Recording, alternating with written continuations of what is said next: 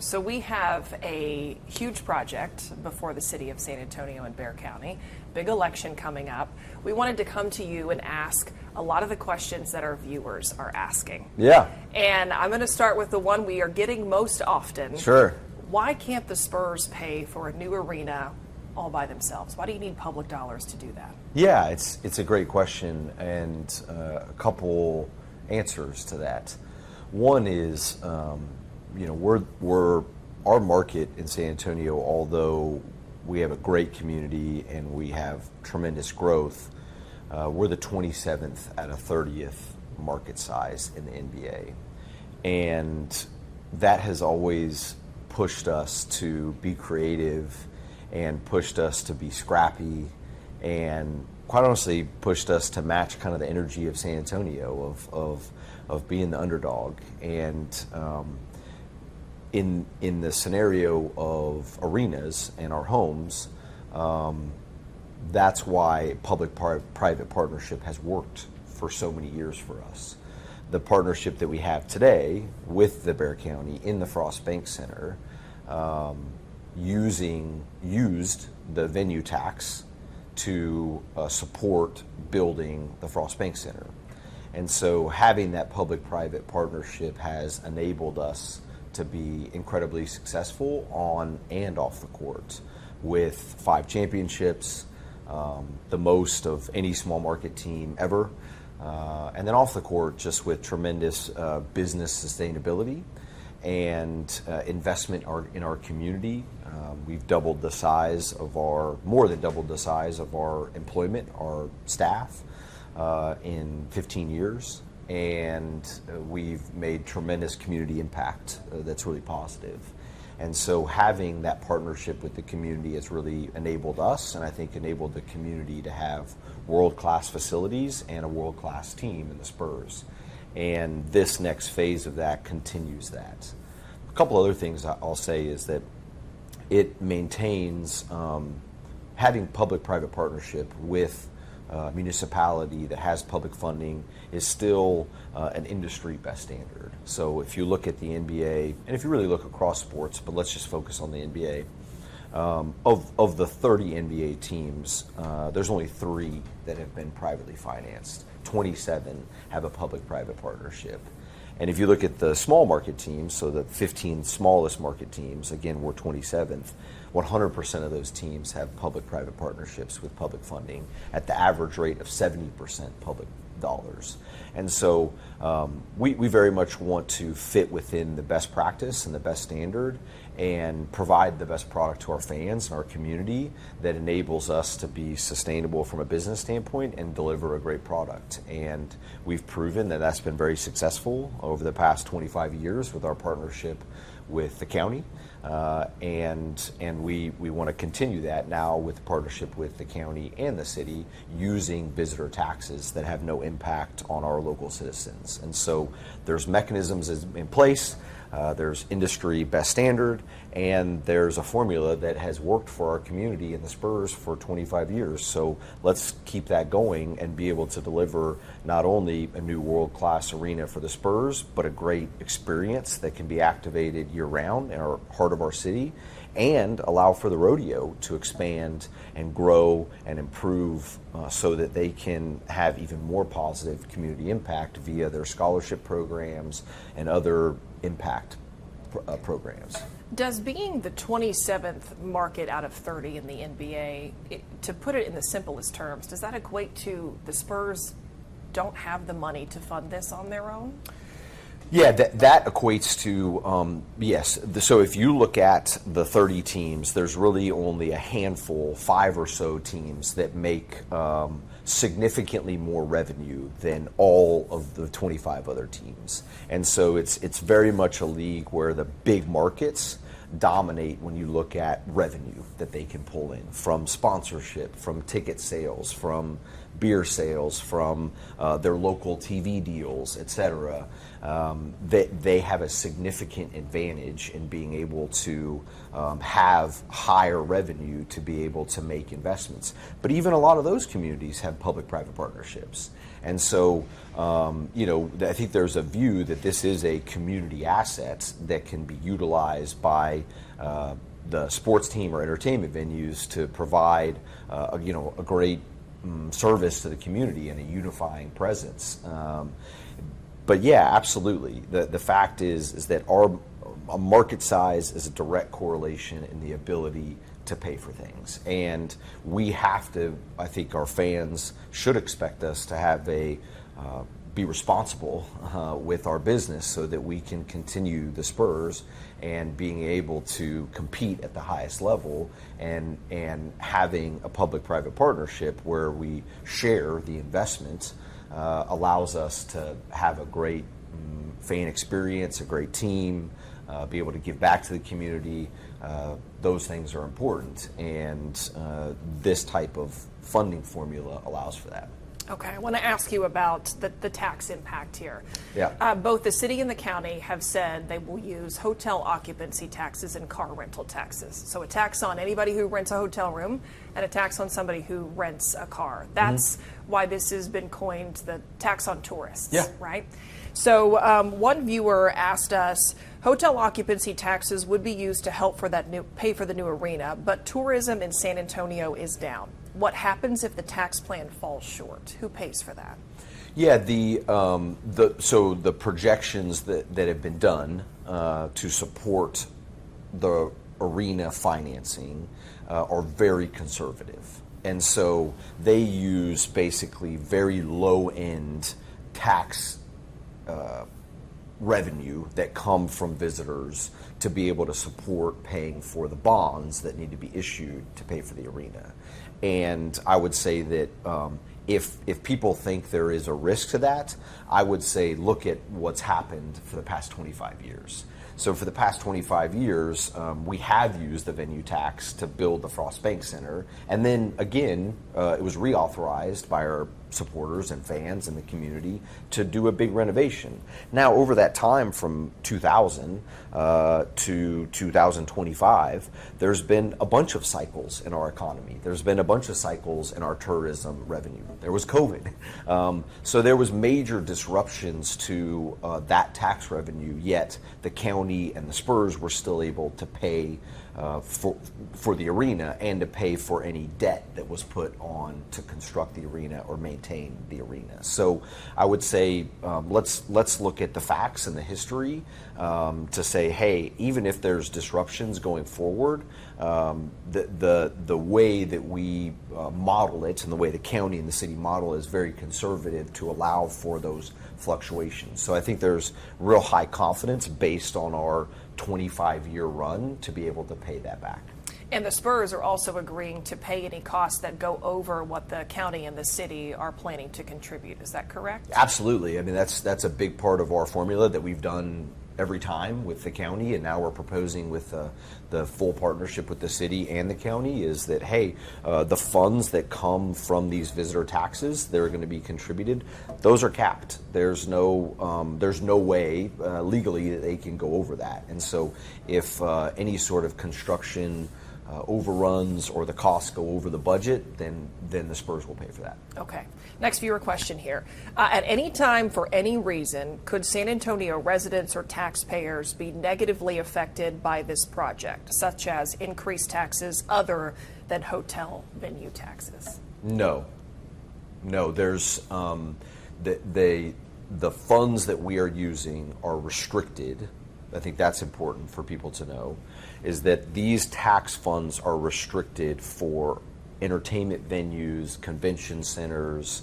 That's about it. And so I think that's really important for people to know, and that's the only tax funds that we are going to use. So no property tax funds, no sales taxes, and we actually think that with the arena being in our urban core, and the development that's going to happen around there, there's actually going to be an increase in taxes that go to the general fund that are separate from the taxes collected to fund the arena construction.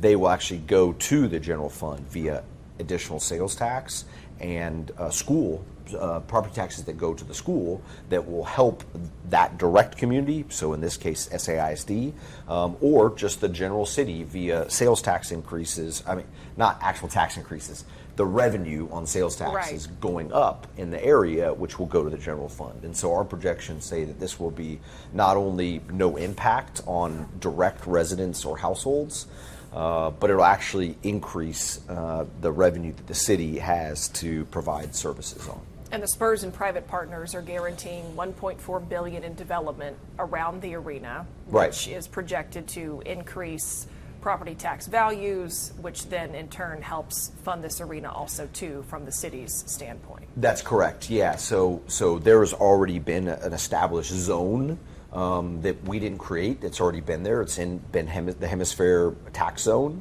that allows for anybody that invests there to realize the gain of property value that happens there, to be able to use those funds for in separate developer space pay back their own debt. In our case, to pay for the arena. And so the benefit that will happen there of increase of value and investment will help fund the arena, and other property taxes that will be assessed on there will help fund school districts and other tax zones there. The other thing I think is important is just the amount of jobs that will occur long term with the development there, and also during the construction project. I mean, we expect there's going to be thousands and thousands of jobs, and we're committed to using local labor. We're committed to using small and local businesses and contractors to help us construct this. And so I think the economic impact is going to be quite huge with this project. I'm glad you mentioned that. That was a question from our viewers in terms of hiring for this project. Will they be hiring the bulk of architects, consultants, vendors locally? Most large projects send that money out of the market and waste millions. Yeah, I think that there is some expertise that we're going to have to bring in. There's no doubt about that. But we have a history that shows that we always partner that national or global expertise with local architects, designers, construction firms. What doesn't get outsourced is the majority of the jobs. The majority of the jobs, 90+%, will be from local people. It's impossible to bring that those trades in from other places, and so the real benefit will go to local San Antonians. Okay. As far as that tax zone, this is another viewer question. Does the public have to pay extra taxes when they go to restaurants, cafes, or extra taxes on purchases within that tax zone around Hemisphere? No, the sales tax stays the same, and so there's no extra fees. They will pay their standard sales tax like they go to a restaurant today if they go visit this sports and entertainment district. Okay, that doesn't change. A big concern from a lot of viewers about parking. What will parking look like? So this question I thought kind of hit it all here. Parking is already a challenge downtown and is too expensive at the Alamo Dome. How much parking will be available and what will it cost at the new arena?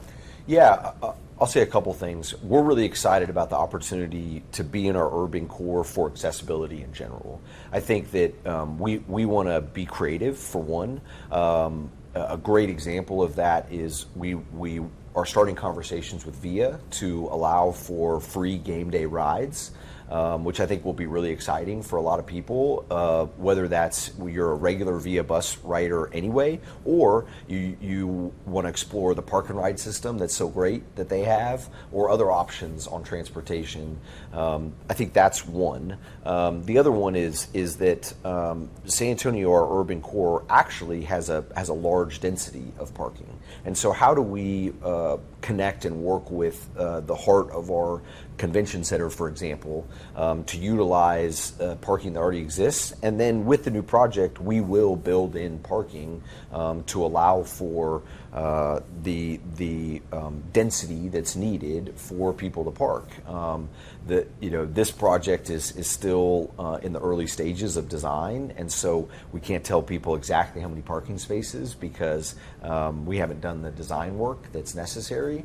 But our commitment is that the ingress and egress is really important to us. Logistics, parking, accessibility, the overall cost of going to a game or going to an event, those are really critical priorities to us. And what we're excited about is having a new and expanded experience for people that not only will they be excited to go to a game or a concert or event, but they'll be able to really enjoy that part of town in non-game days or even in-game days in a broader, more curated experience. And so I think that will be exciting for all of our fans, and we will solve for the parking and logistics issue because that is a priority for us. There has been so much talk about this as it's a generational project. This is a project that my kids would probably get to enjoy much longer than I would, right? Yeah, sure. For years to come. So is there anything that the Spurs can do to make it more accessible for San Antonians, to make the Spurs experience more affordable for more people in San Antonio to enjoy? Yeah, I think that's really important to us. I don't think you'll find another sports team in America that offers the affordability programs and accessibility programs we have. Over the last 5 years, we average around 1,500 tickets per game, so that's 41 games a year, that are $25 and less. And 500 tickets that are for $10 and less. And so now I totally get maybe responses. Well, what about parking? What about if I don't have a car? Ubers are expensive. The beers cost too much. All the added costs. I get that. And so what I'm excited about going downtown with not only the arena but the experience around it is that I think we can be so much more creative and work with the fans on having a variety of experiences, whether that's premium or affordable or free at times. We just completed our scrimmage. We had 10,000 fans in here, totally free. And so, we absolutely believe and have a vision that this new urban core arena will allow for more accessibility, more affordability, and allowing people to really enjoy and experience the Spurs in a unique way that is accessible. That's really important to us. Let's talk about the future beyond the potential construction of this arena. A viewer asked us, what happens 15 years from now? If the Spurs want a new arena then, they've had the Alamo Dome, Frost Bank Center, and now this possible new arena. What's to stop that from happening in another 15 years? Well, what I would say is, first, the Alamo Dome was not built for the Spurs. I think there's an unfortunate myth around that. We were forced to play in the Alamo Dome because the hemisphere was kind of falling apart and had issues in and of itself, even though it was very innovative. They had to lift the roof up to make it NBA qualified, and so there were if you talk to some old timers, that there were poles, quite literally, that would obstruct your view, and so it was a untenable place for the Spurs to play long term. And the Alamo Dome was really built to attract an NFL team or a football team, and we were kind of pushed to play in there.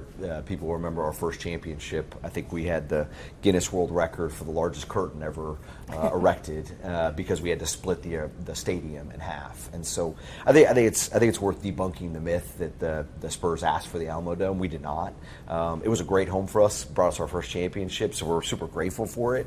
And we think it provides tremendous value now. I mean, if you look at just the Final Four events in itself, if you do one of those every 4 years, it pays for itself. So I think the Alamo Dome provides a great service. I think what's unfortunately lost in this is the Frost Bank Center will have a great sustainable future with the rodeo, and the rodeo is such a positive impact on our city with the amount of scholarships and youth program that they do.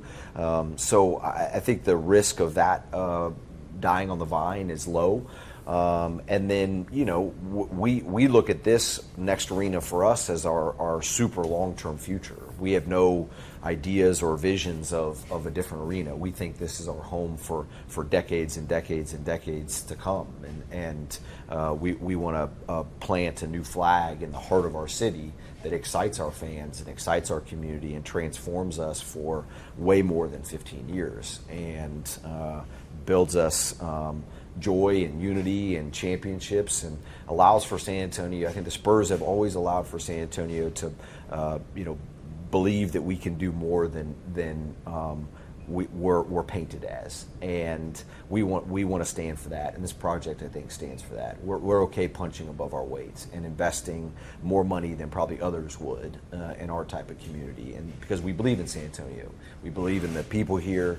We believe in the growth, the prosperity, the upward mobility that our city needs, and we want to be a part of that, and this project represents it. And the Spurs also, as part of this deal, are committing to $2.5 million a year in community benefits. Do I have that right? Yes, $75 million over 30 years. It's to be determined on how that exactly gets paid out or when. And so we want to work with the city. The city council is the representatives of our city. So they represent the neighborhoods that elected them and the districts that elected them. We want to work with them after this election gets passed, which is a county election. Everybody can vote in it, not just the city of San Antonio.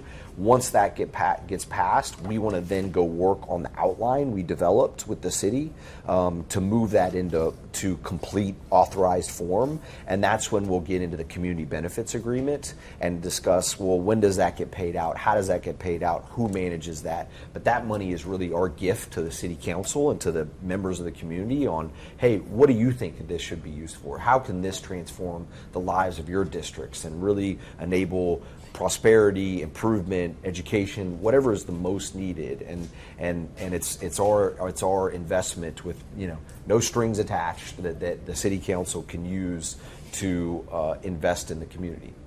And part of the deal also includes a 30-year non-relocation agreement. Is that right? The Spurs agreeing, hey, we're going to be here if this happens. We're going to be here for another 30 years. That's right.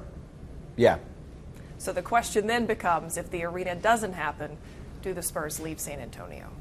We're not focused on this election not passing. I mean, I think our belief has always been, whether it's on the court or off the court, we have excellence and we have winning in our DNA. And so we're confident and optimistic that this will pass, and that's our plan.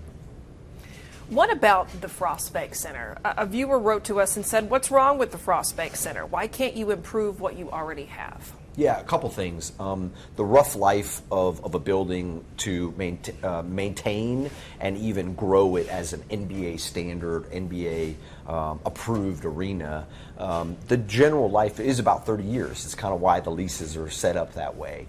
And so as we look at the Frost Bank Center, for us to both invest in it to make it up to standard, or really our goal is to advance it beyond the standard for the fan experience, would take a tremendous investment of dollars into the Frost Bank Center. We also have a partner here in the rodeo that has grand plans and wants to grow their organization, grow their experience, grow their business so that they can give more back to the community. Because remember, the rodeo is a nonprofit. All their money goes back to positive impact.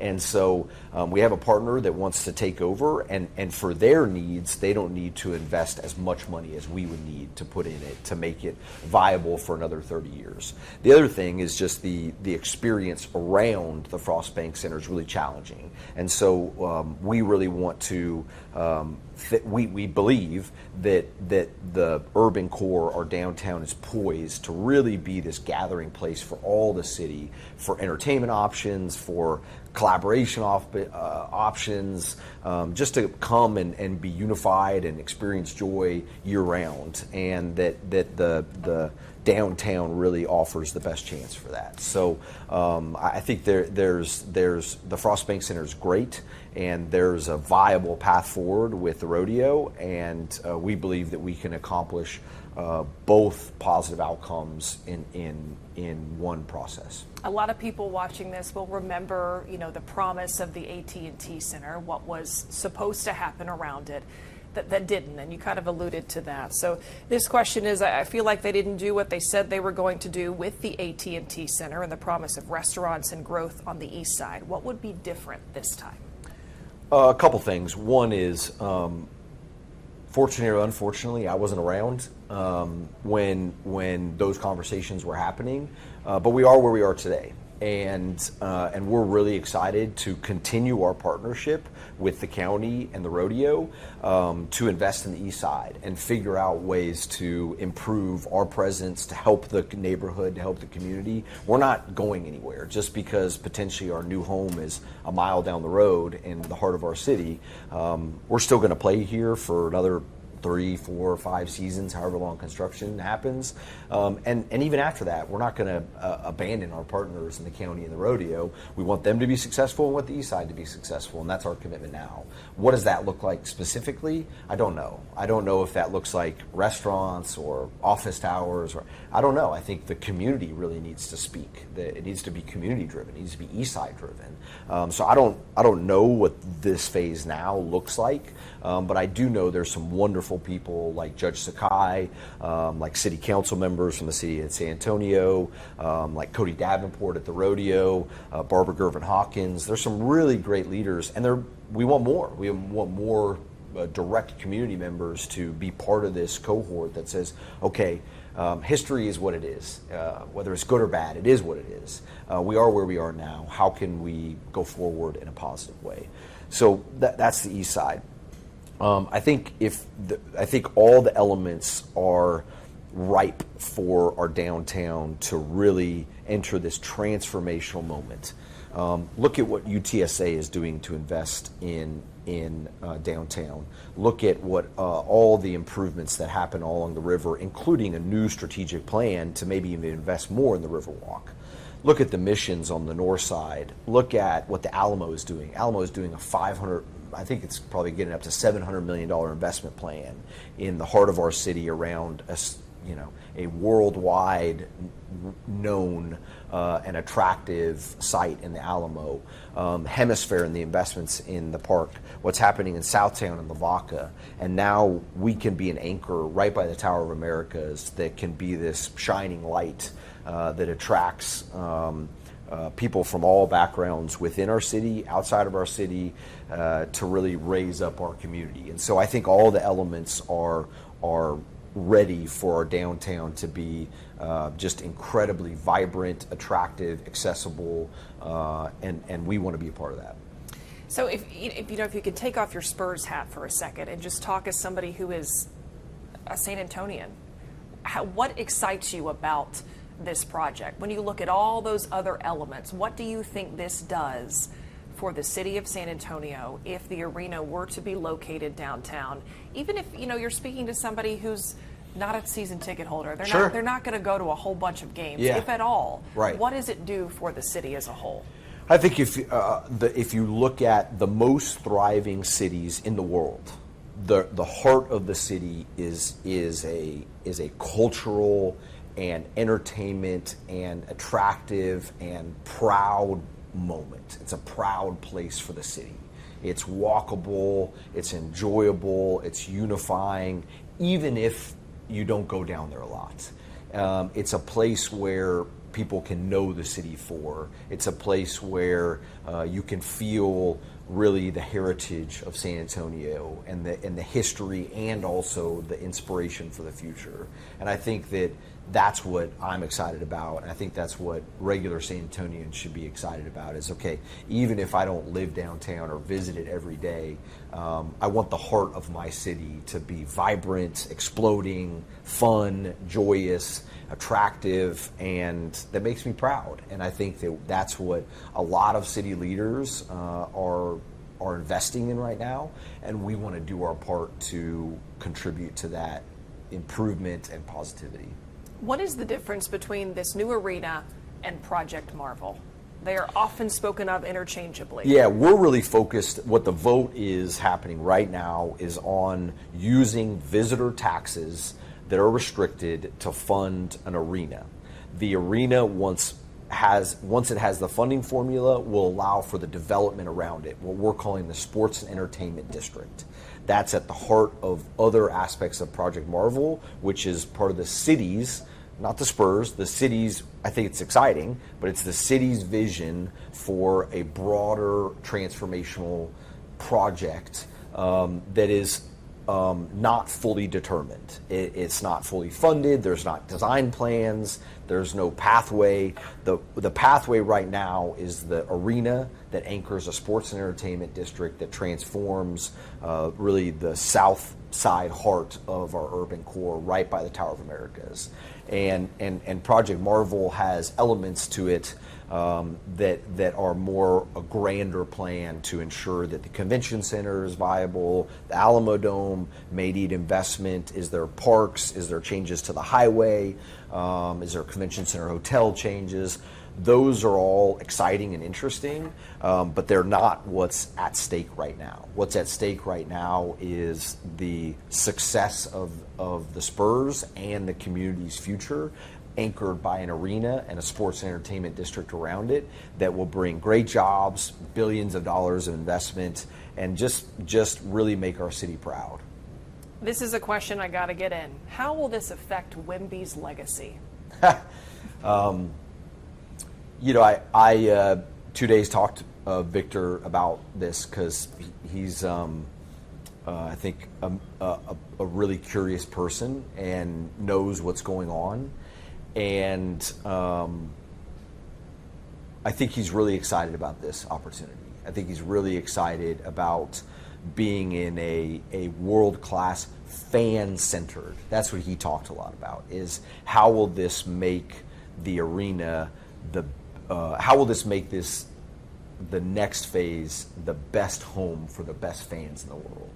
And that was really exciting to me, that he was focused on, wow, you know, Frostbank Center is already great. What's the next chapter for our fans so that we can have the loudest fans, the most crazy fans, because that's a real advantage. And Victor was really excited about this opportunity, and it's great to have his curiosity and excitement and support.